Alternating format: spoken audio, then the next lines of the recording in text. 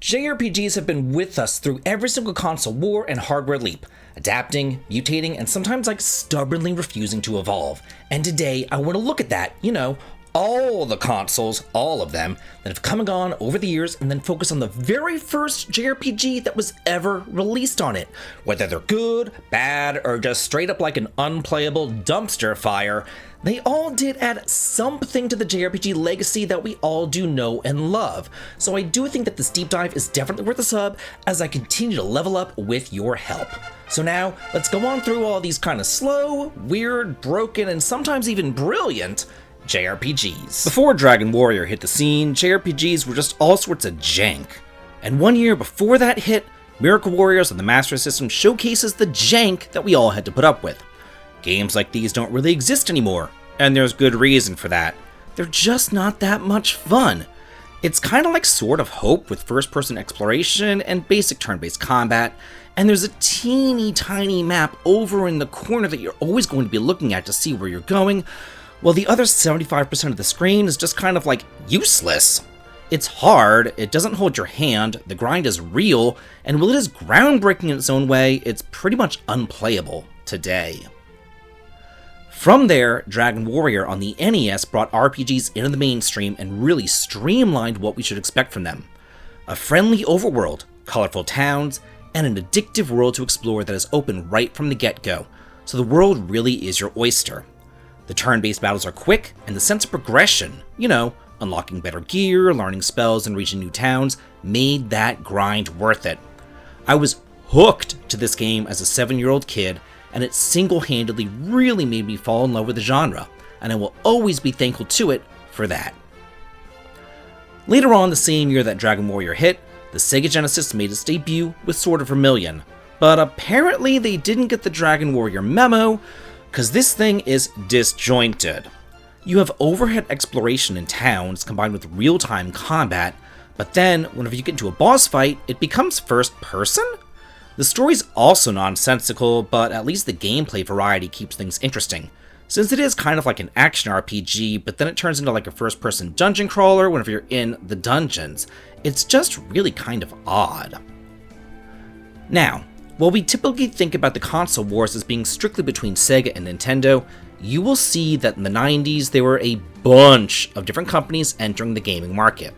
The TurboGrafx-16 was one of those shorter-lived consoles, and this thing here kind of plays like Gauntlet, I guess, or maybe Ultima Runes of Virtue. It's a top-down action RPG where you can choose from different character classes who all fight differently. And as you dive deep into the dungeons to collect ancient stones to stop an evil alien wizard, it looks archaic, but it's actually really kind of fun. Over on the Game Boy, the Final Fantasy Legend brought me so much joy as a kid. It was my introduction to the Saga series, though I didn't really know it at the time. There are 4 different worlds to explore as you climb up a tower to the heavens to ultimately take on God himself. Each playthrough is completely different because you'll be changing up your party between the physical humans, the magical mutants, and the ever-changing and evolving monsters. This here really is a handheld gem, and it sparked the birth of one of the longest-running RPG franchises ever. And hey y'all, if you are liking this, please be sure to smash that like button for me, and also be sure to leave a comment letting me know what your favorite first JRPGs listed here is. And now, to Dragon Crystal.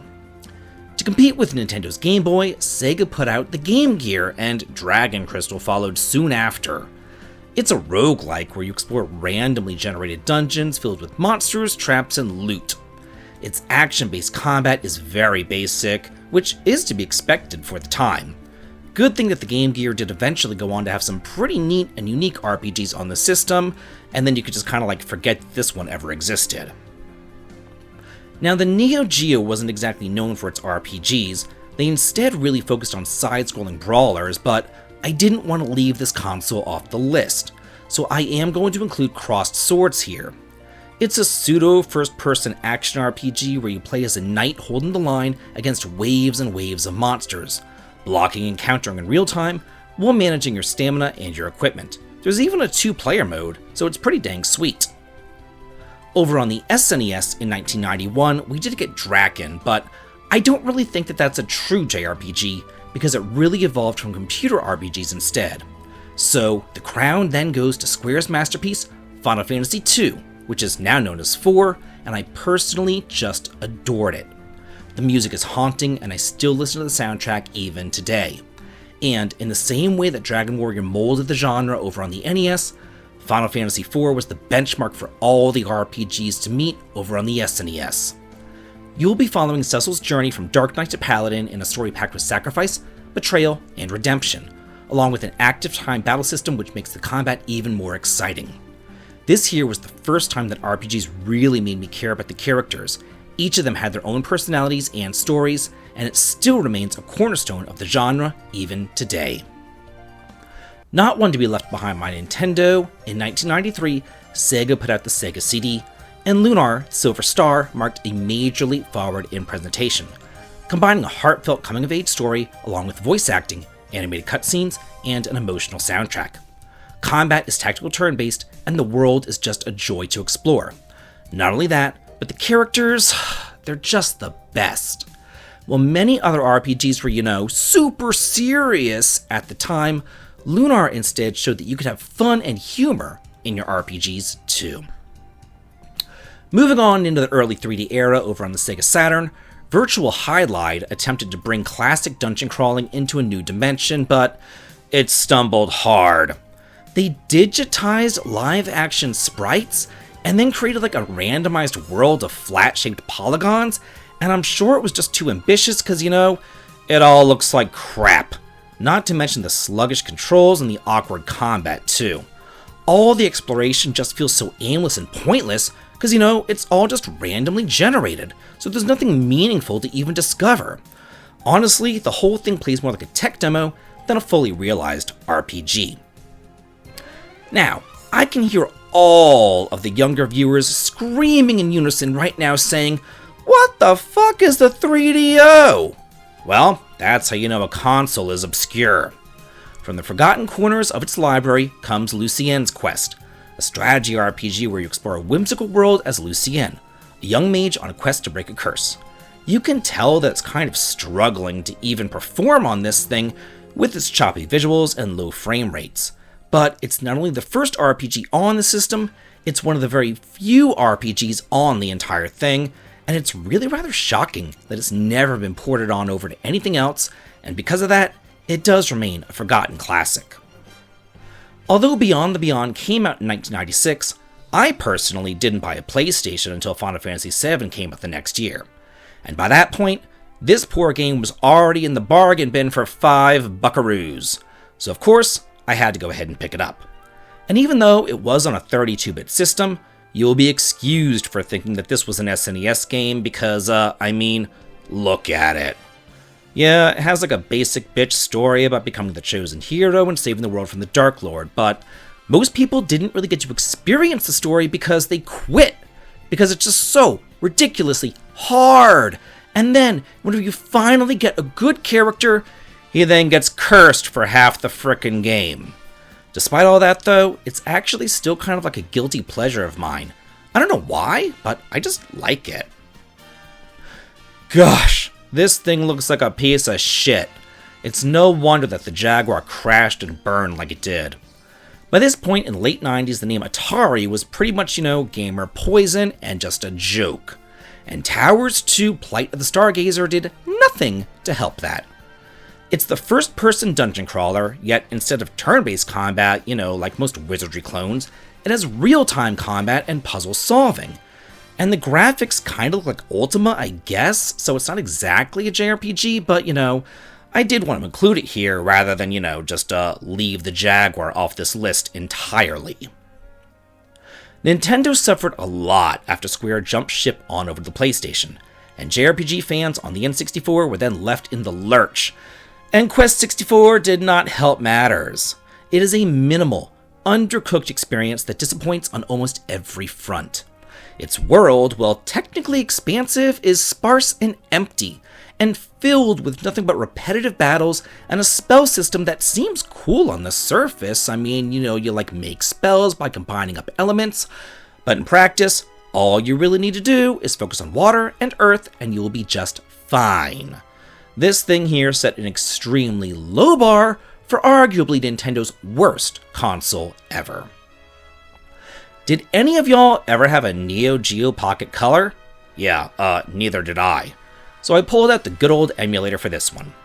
Biomotor Unitron is a, unique one, where you build and upgrade robotic Unitrons to explore elementally themed dungeons filled to the brim with traps and enemies. It has like a Pokemon feel, but rather than capturing monsters, you scrap them for materials and gold so that you can beef up your arms, legs, and cores and more over in your workshop, and then punch your way up the ranks in the arena to become the master of masters. It's basically like, gotta catch 'em all, but in robot form. Now off to talk about the handheld that, we all actually owned, the Game Boy Color. Here, Revelations the Demon Slayer offered an early attempt to bring the demon summoning, dungeon diving intensity of Shin Megami Tensei on over to the American audiences. It was known as Last Bible over in Japan, and this here was the only SMT spin-off that we ever got officially released in that particular series. It features a large world filled to the brim with towns and dungeons, turn-based combat, and demon recruitment. But it also has that super annoying talk recruitment where you have to answer yes or no to the questions and then hope and pray that it's the right answer so that they actually join up your party. It can be a bit of a grind, but I did enjoy it whenever I was in college. Now, I didn't have a Dreamcast myself, but I did have a GameCube, and a compilation of Evolution 1 and 2 was released on over there, and that is where I played this game. However, this game was first released on over on the Dreamcast. It was the first RPG there, and it's super cute, blending lighthearted characters as well as procedurally generated dungeons along with turn-based combat. It can get a little bit repetitive though, so quite honestly, I would personally recommend the GameCube version of the games myself. What is with these first-person RPGs constantly being the first ones that release on a console? They must be super cheap and easy to make or something, and this steaming pile of shit kicked off the PS2 era. The ring crafting system sounded cool on paper, but I could never understand how to do it, and honestly, I didn't really care to learn either. And the combat, slow and clunky as all hell. And the world, bare and lifeless, and about as inviting as a dentist's office. Good thing I got it only for $1.99. Either way, I still wouldn't be picking up the PS2 till the next year when Final Fantasy X dropped anyway. I was super excited for Mega Man Battle Network on the Game Boy Advance because I loved the games over on the NES. They were some of my favorites. And now to see them in RPG form, how cool would that be? This here merges tactical grid-based combat along with real-time dodging and a collectible chip system. The battles do require fast decision-making and strategic positioning, and the cyberpunk setting, complete with viruses, hackers, and net avatars, did really set it apart from the rest of the pack. This here is a fun one. I mean, it did get 6 games in the series, so it better be. And this also proved that RPGs did not have to follow a traditional fantasy formula in order to succeed. Over on the GameCube, Lost Kingdoms was a strange bird, which stood out because of its real-time battles along with a card-based summoning system. In order to fight, you have to equip a deck of magical cards to summon creatures and cast spells in real time, which is fun, I guess, but to me, I only got it because I was starved for RPGs over on the Wii, and the Wii did have backwards GameCube compatibility. And it did do well enough to get a sequel, though both of which I did play through, even though to be honest, I didn't really enjoy either of them, but I also didn't hate them either. They were just kind of there. They just kind of existed, I guess. With Xbox entering the console market, JRPGs seemed kind of like an afterthought to Microsoft, and their first outing, Metal Dungeon, is also an afterthought. It tried to bring in turn-based dungeon crawling into a sci-fi setting, but it doesn't do anything interesting along the way.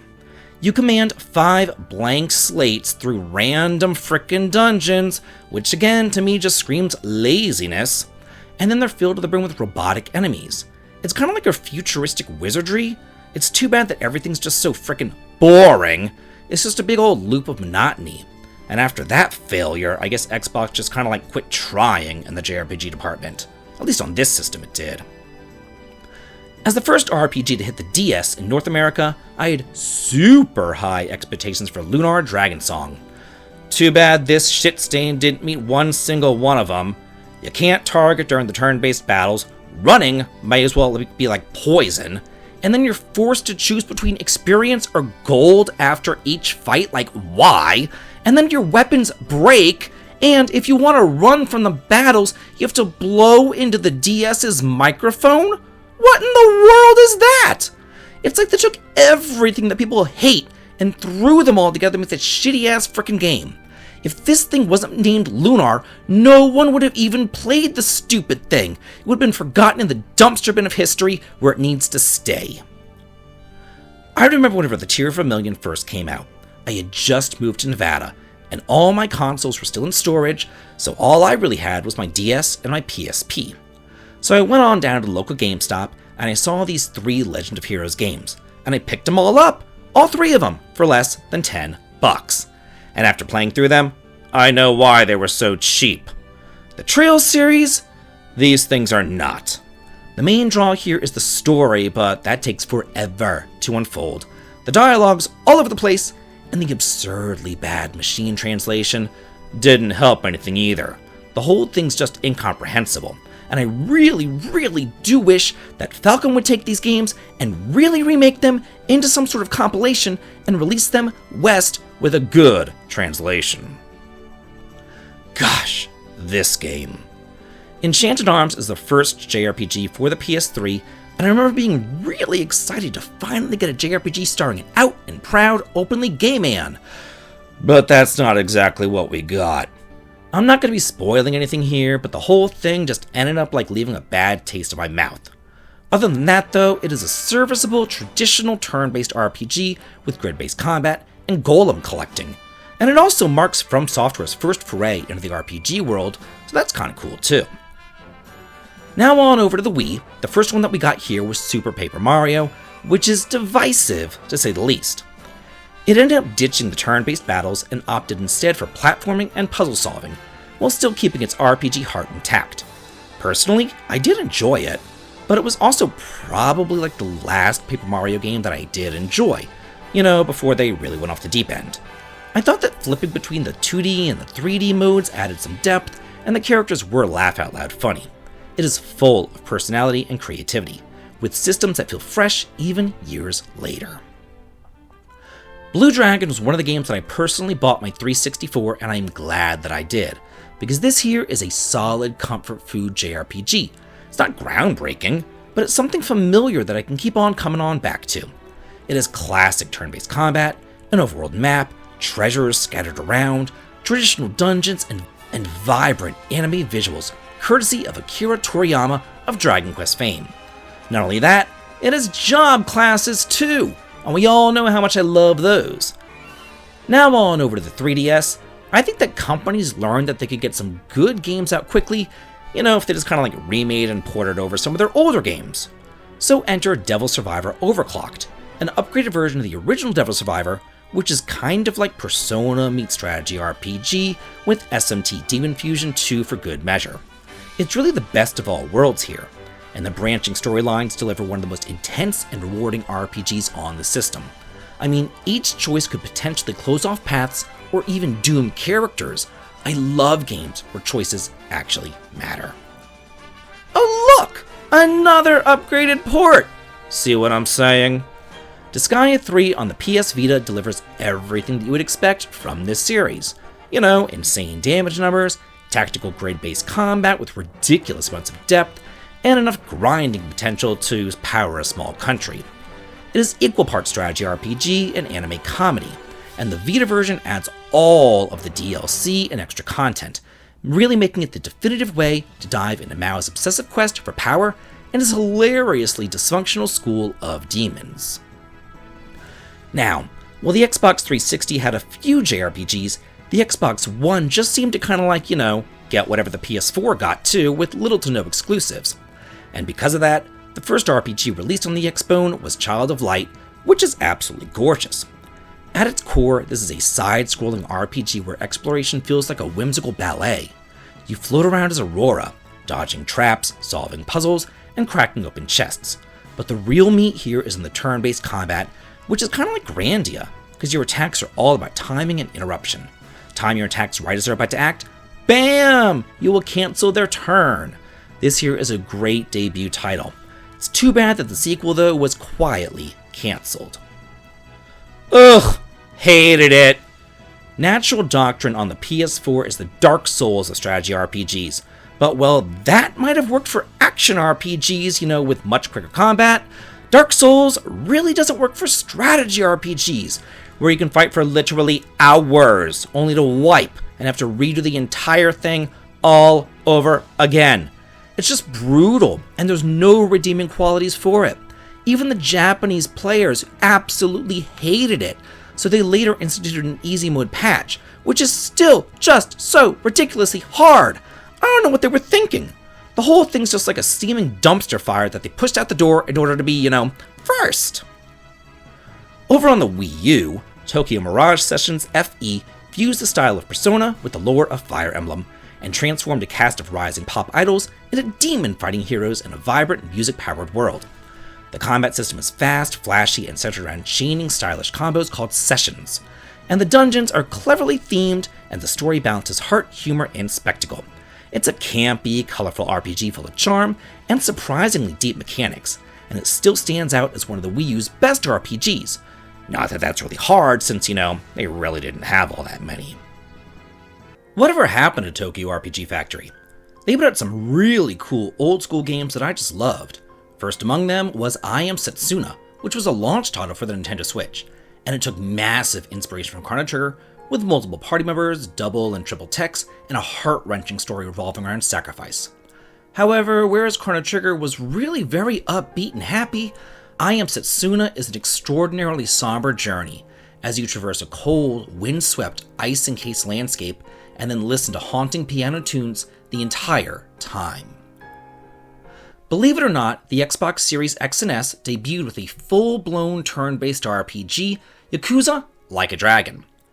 What started off as an April Fool's joke has now turned into a full-blown series with Sega throwing out the brawler combat and instead going full Dragon Quest tribute, complete with job classes, summonable crawfish, and a protagonist who treats every single street fight like it is a boss battle. Ichiban is chaotic, heartfelt, and kind of unhinged. I mean, he does believe that he is living in an actual RPG. He ends up quoting Dragon Quest like it's gospel. And this here was the game that finally got me into the Yakuza series. The Demon Souls remake on the PS5 faithfully recreated the atmospheric, punishing action RPG that launched the Souls genre back on the PS3, but it dressed it up with next-generation visuals.